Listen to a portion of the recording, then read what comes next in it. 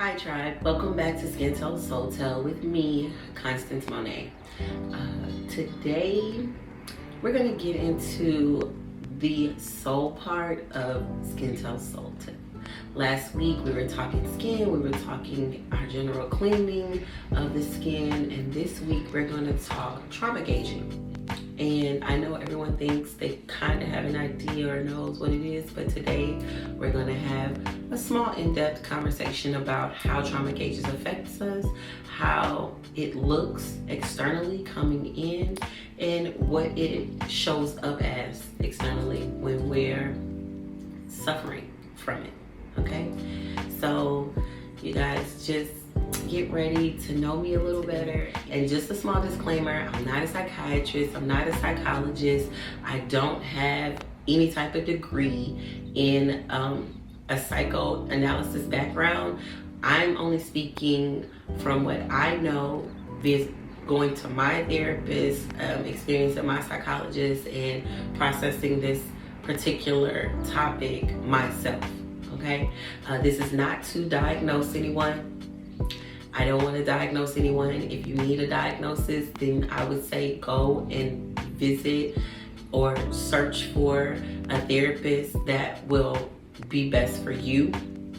But this is just in general. If this resonates, then maybe you've had these feelings before, or you've had these conversations with someone and you don't know what it is and you don't know how to get through it. This is just a conversation about the topic between us, and it's just some extra information to help you process this. It took me a while, a good long time, to really break down a lot of things that were happening with me, and this is just one of the tactics and one of the conversations I had to have with my therapist, and I just wanted to share with you guys. Okay, so let's get into it. So the definition of trauma is an emotional response of shock after a stressful event or physical injury. Engaging is literally just measuring something by a standard. So when we put these two words together, or we're experiencing these things together, we're literally experiencing someone measuring our shock, our emotional response to an event based on their own ideas, their own situations, or someone else's situations. Just measuring them against something else, okay? That's, to me, is very, I don't want to say disrespectful, but it is when it comes in. It feels disrespectful when it comes in and you're processing it on the inside from someone else trying to help you, as they say, get through something, right? Every time you're going through something, someone else is doing worse than you. That's not something that you say to a person who's experiencing something. People should learn to just allow you to experience what you're experiencing. No one experiences this world the same. We don't all walk the same paths. I don't care how closely related they are. Not even me and my siblings walk or feel the same in this life. We don't experience this life the same. We all have our own triggers. We all have our own trauma. We all have our own things that allow us to view this world the way that we do. And we all grew up in a house together, and it all comes out different. My views are different from my siblings, and vice versa, So when we talk trauma gauging, we want to first say, and I want to first say to everyone, that you're not alone in this. A lot of people experience this and don't even know what they're experiencing. Sometimes it starts as a child, sometimes it's as an adult, sometimes it's in a relationship with your spouse or significant other, and you don't know that this is what's happening because it's like, oh, it's not physical abuse. Oh, they're not actually doing anything, they're just saying something, or they just have a rebuttal to whatever it is I say or I feel because they want me to be happy, or because they want, the first problem is what they want. They process their emotions the way that they do, and you should have the space in any environment to process your emotions the way that you do. So let's just get into a quick story about how I realized that I was experiencing a lot of trauma gauging and what kind of brought me to the revelation that this was a real thing, right? Because as little kids, we don't learn this. There's a lot we don't learn that we should in school, but that's a whole nother topic for a different day. So in my early 20s, I was having a lot of anxiety. I didn't understand why I couldn't be happy about things, why I couldn't be proud of myself about things, why things were just happening, right? Things were literally happening. Good things, bad things, just life happening. And the only thing that I seemed to be able to attach to was the negative side, or being prepared, as I call it, being prepared for when it goes wrong. Never being in the moment of whatever was going right, because I was trying so hard to be prepared for whatever went wrong. And I processed the 20s that way. I just went through it. And then I was 29 and I got pregnant. So when I was pregnant, I realized that I felt so disgusted and so ashamed of myself that I couldn't wrap my head around why those were my feelings. I tried for 10 years to get pregnant. I had done it the right way. I'd been through in vitro. I'd been through all of these processes trying to get my eggs to drop, trying to be fertile enough to make a baby, okay? And nothing worked. And now, 10 years down the line, I am pregnant. I am in the doctor's office and they're like, well, congratulations, you're pregnant. And I'm like, no, I need a pregnancy test, blood work done. I need to see the paperwork. I need to see baby. But the feeling was still disgust and sheer fear, like just fear, not just from being pregnant. I think we all experience fear once we realize that we're bringing another person into the world, but this was different. This fear was like, am I going to be good enough to have a child, raise a child, and am I a good person? Fear. Do I deserve this? So before, when I was trying, I just knew I wanted it. Deserving never became an idea until it literally was time to like go to the doctor, go see this little fetus in my body, and realize that it's sucking everything out of me. You know, all the good, bad, and indifferent. It's taking everything it can, right? So at the time, I'm going back and forth to the doctor and I'm telling the doctor, I'm trying to be happy, and like, they're excited and they're talking and I'm just like, yeah, okay, how's the baby? Is it fine? Okay, perfect. So I find out when I go in, due to me being high risk, so as I tried over those 10 years, I found out that I was experiencing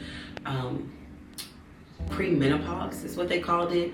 My body, my eggs had kind of went into a menopausal state where nothing was dropping, nothing was happening.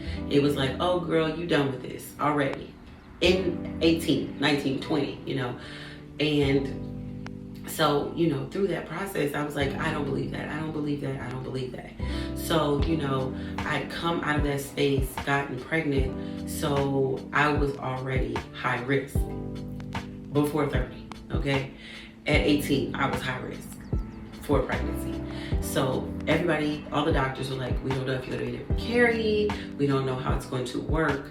I was working and got sick and finally went to the doctor because when you get sick, most of the time you don't want to go, whatever. Went to the doctor, they were like, you're very sick, you have to take off.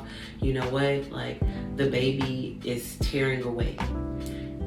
The embryo was breaking away from the wall and they thought that they would have to cerclage the baby, which is do small stitching into the uterine wall and the sac to keep it attached. So it made me so nervous. It just compounded on top of what I already felt. So at that time, the doctor's getting ready to release me and I have to go to my therapy appointment. And I go in and I tell my therapist the truth. After that moment, I realized like listen, I need help.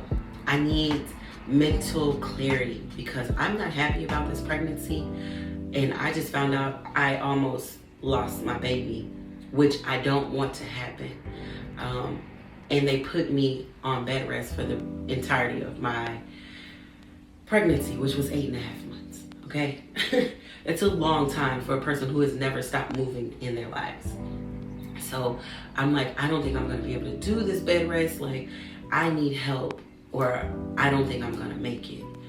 And at that moment, of course, that statement to my therapist, to any doctor, automatically will place you additional on mental high risk, right?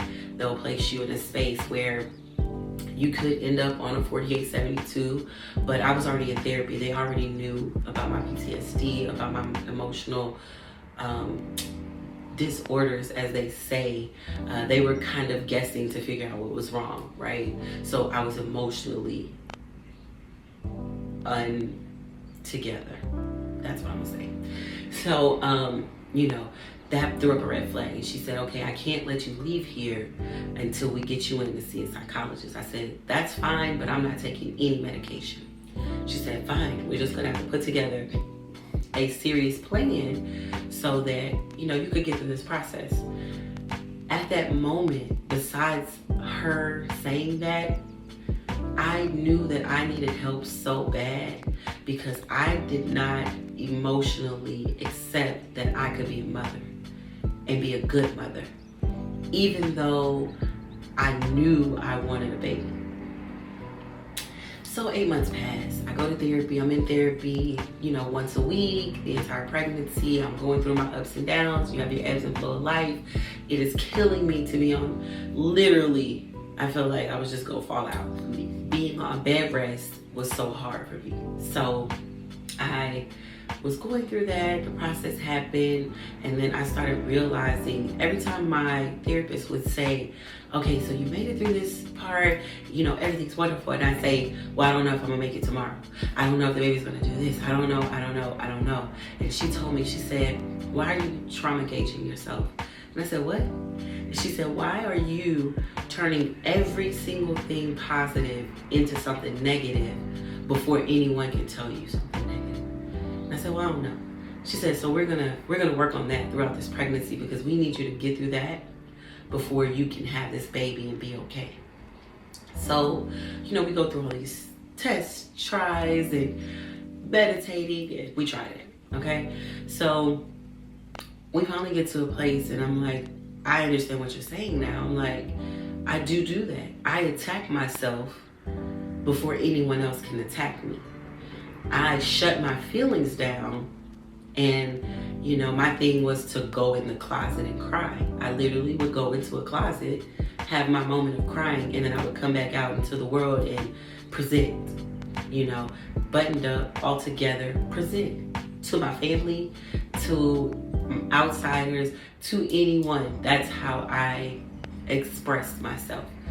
I started realizing that I wasn't expressing anything. I wasn't doing anything. I was hiding in a closet and not accepting any help or responsibility for what was happening to me, or not even allowing it to be a thought that something bad was happening to me. So, I have had my share, just to let you guys know, my share of ebbs and flows with this particular subject. I started to realize, and once she kind of told me that, it wasn't a diagnosis, but once she said that this is what's happening, this is why you show up the way you do sometimes, this is a part of the reason you show up that way, it's because of this. I was like, oh my God, okay, so I gotta read up on this. And it was a hard thing to kind of find. There is no trauma gauging definition, but I did do some research on how childhood trauma gauging shows up, how you show up as an adult.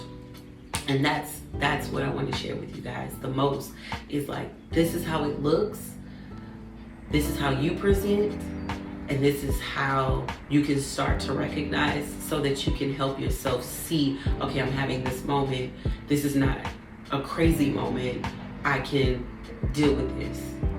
So when someone is trauma gauging you directly or indirectly, they're normally shutting down your feelings. Literally, that's the biggest part of it. It's like they're telling you how to feel and making you suppress how you feel until you have privacy to feel that way. It's literally teaching you that your feelings are unworthy of you to experience them or express, or just trying to learn to define them, right? It's very hard to have a moment with someone, and a vulnerable moment, when you have kind of been under the trauma gauging gun. It's hard for you to be vulnerable because you've shut that part of yourself down. You've decided, if I'm vulnerable, if I'm emotional, if I show up in any way except strong, together, and supportive, then I'm unworthy. I should never be able to feel disgusted. No, you tuck those feelings. Crying, you tuck them away, which is how I learned to cry in the closet. You tuck that away. You tuck that deep, deep, deep down in the back closet, or in the corner, or in a facet in your mind, behind a big wall and a door. Whatever it is you do, that's what you do, because that's not acceptable. Those emotions are not acceptable. How dare you, the audacity of you, to have an emotional breakdown because something is happening to you that is the hardest thing you have ever experienced. It's not about what other people experience, but it's about the hardest thing you have ever experienced and how it is affecting you. You shut down and you never learn to accept criticism, positive, negative, no criticism. It doesn't matter. Negative criticism, you're so used to negative criticism that you don't even accept the positive criticism to help you grow. And that stunts your adult growth, especially when you're trying to be a better person, you're trying to change your life, because the first thing you do is go into that negative self-talk. You shut yourself down. You say, I can't make it. I can't do this because I'm not worthy. I'm not worthy becomes the excuse of your whole life. I'm not worthy to feel this way. I'm not worthy to achieve this. I don't deserve these things. And though it's not true, in your heart, in your mind, that is your fact, because that's what you have grown into knowing. Also, you learn to take responsibility for everyone else's actions so that you can calm the situation. You don't even want anyone to feel bad. You don't want anything to happen. It's like, oh, let me fix it. Let me take responsibility. Forget vulnerability. And that becomes like a heavy weight that you carry, because you're carrying around all of these other people's responsibility for their failure or for their problems, and also yours. And it's so hard to walk through that and get past it if you don't know or don't have anyone to help you process these things, or you don't know how it looks. You don't know why you have a grudge against having new friends or meeting new people. You don't want to carry no more stuff. You don't want to do it. You just don't want to do it. You don't want to meet another person because you don't want to do it. You don't want to have these new relationships because I don't want another person just making me feel and da. You go through this whole process, and it's because of that. It's because you're carrying so many other people's responsibility in hurting you, and your responsibility in hurting you, that you don't know how to release or accept anything. With people who trauma gauge you, or in general with people, you begin to feel that your feelings are a nuisance. You don't want it to be a nuisance to someone else. You don't want your hurt to be a nuisance or a problem or painful for anyone else. So you just hold it on the inside. You just keep it to yourself. You don't experience it. I'm sad for a second, but I don't want to be sad all day. I just got to move on. I have to grow and keep going. But you never move past that moment because you haven't dealt with it. And you haven't processed it. You haven't processed the feeling of it. You shut the feeling down. which means you're holding on to it. You start to learn this emotional process of reaction instead of response. So as soon as you feel someone's about to judge you, you judge yourself. As soon as you feel tension or someone is going to take your vulnerability and use it against you, you instantly just have a reaction. It's like, okay, well, I'll just face it. Okay, well, never mind. We don't ever have to do it. Or it becomes the never have to moment of your life. Like, we don't have to be friends ever again. We don't have to have a relationship ever again. We don't have to do this because I don't want to have to put another piece of this down anywhere. Because that's the first thing you do. You shut it down. I don't want, I can't, I don't want to do this. I don't want to have this. You know what? Let me just sit in my corner, mind my business, stay in my house. Don't deal with people. Let me just shut down. It becomes a severe coping mechanism. And I call it severe because it does so much more harm than good. At that moment, you feel like it's doing good. In the long run, it's harming you in the worst ways. You release relationships that you could have held on to and that you should have held on to. You know, people have this idea, if they're not in my life anymore, you know, it's for a reason and a season. Sometimes you are the reason. Sometimes you are the season. You are the problem. And your reaction instead of response could be the problem. You know, it can stunt growth in relationships with people, period. Children, parents, siblings, relationship-wise, friendships, period. Every relationship is based on a piece of vulnerability. And when you are a reaction and not response, you don't carry vulnerability. You just don't carry it. And you don't have the time to be vulnerable with the people you should be sometimes. And it does ruin relationships.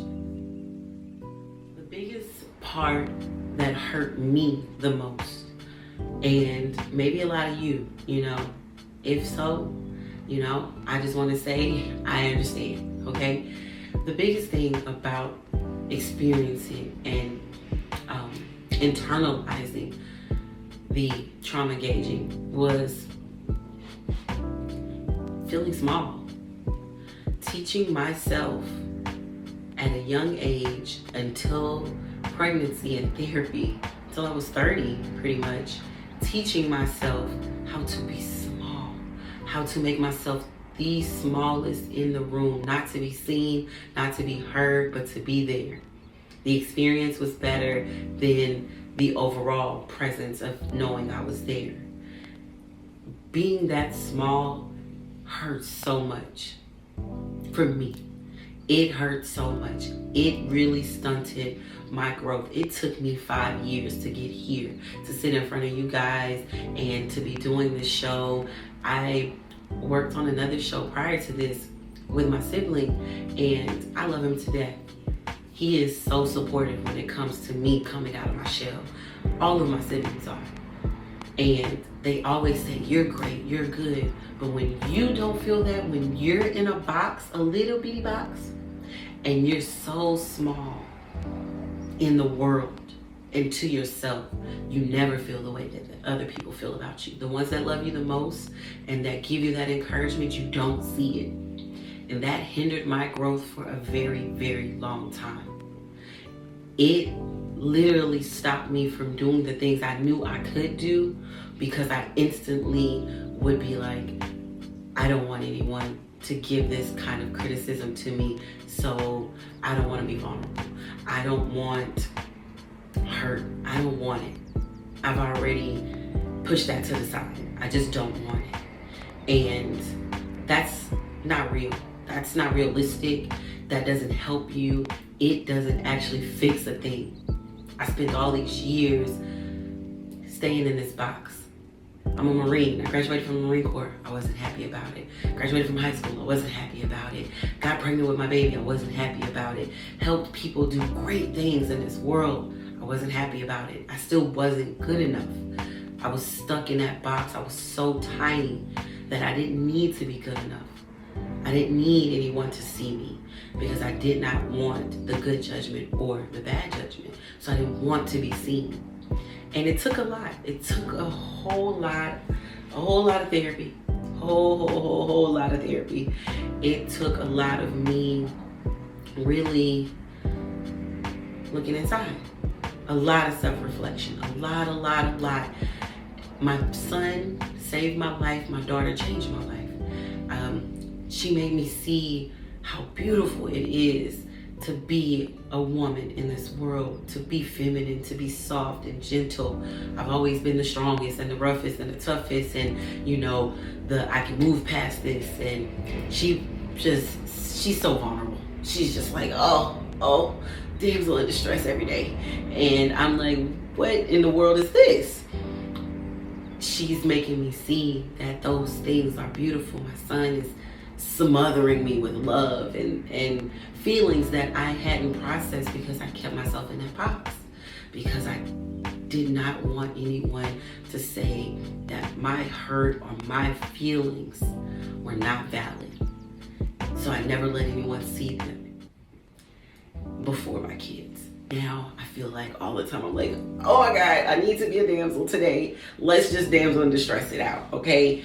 Like, help me, somebody, please, And it's still a work in progress, guys. Like, I'm not saying I got it all under control. I still go to therapy twice a month. And some days I might need a second piece of therapy on that week. I don't know.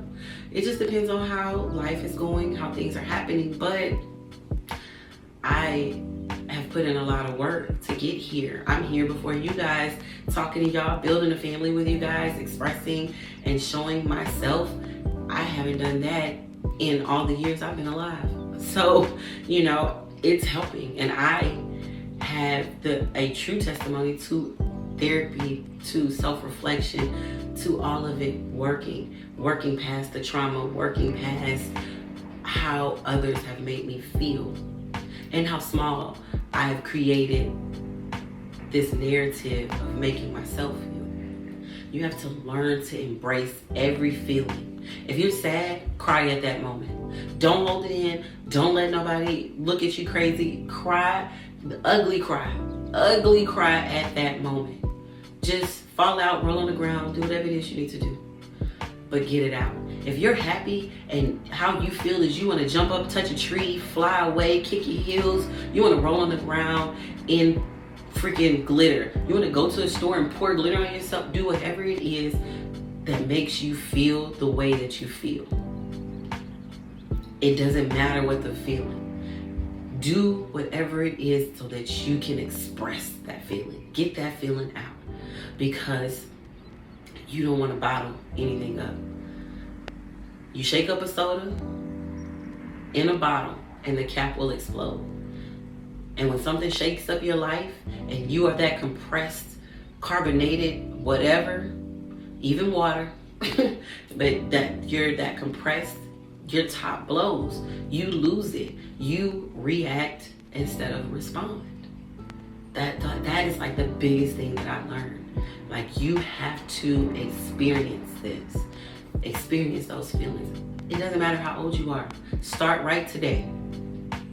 And today you like, you know what? I want to yell to the top of my lungs. Now, if you live in an apartment and your neighbors are crazy, go outside and yell. Don't do it in your apartment. But if not, you just keep going with life. You continue on. You don't let anything come between you and your expression of how you feel.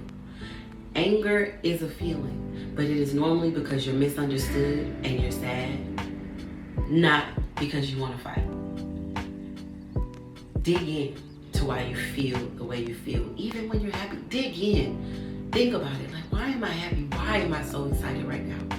Like, what happened for me to feel like jumping off the balcony is what I feel.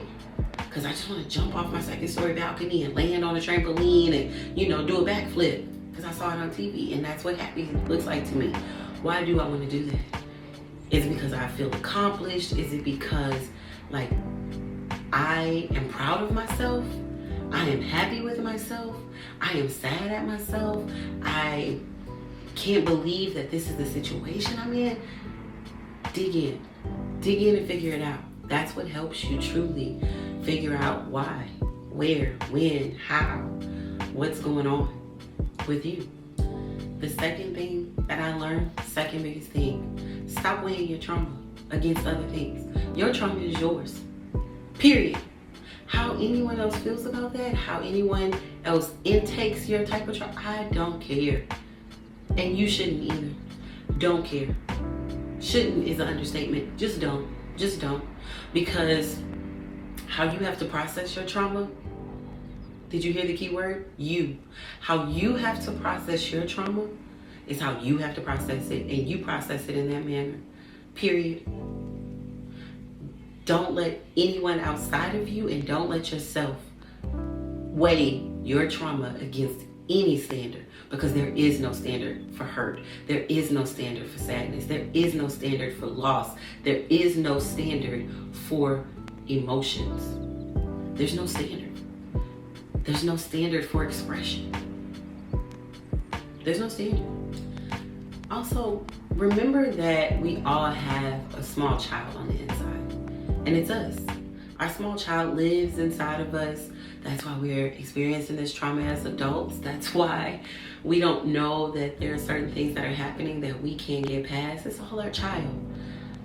Validate that child. Understand that child. That you as a small person has to be validated.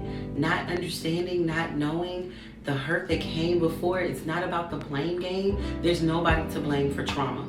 Trauma happens because other people have trauma. And sometimes they apply their trauma to you. They apply the pressure of trauma on you, and or they inflict trauma on you. But it's not intentional. Trauma is because trauma is, right?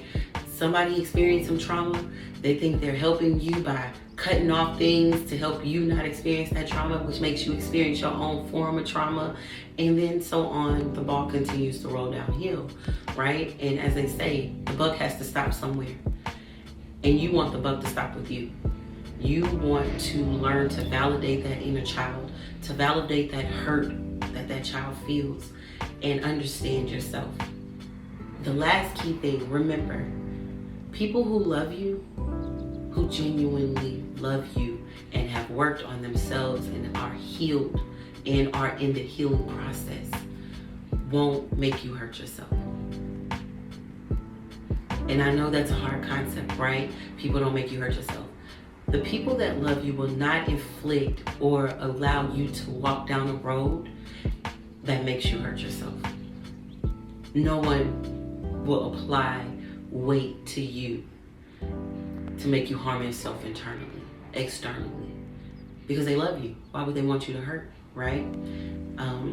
Sometimes they may want to fix it. Sometimes they want to take you out. They want to help you get through it, and maybe that's not the best way for you.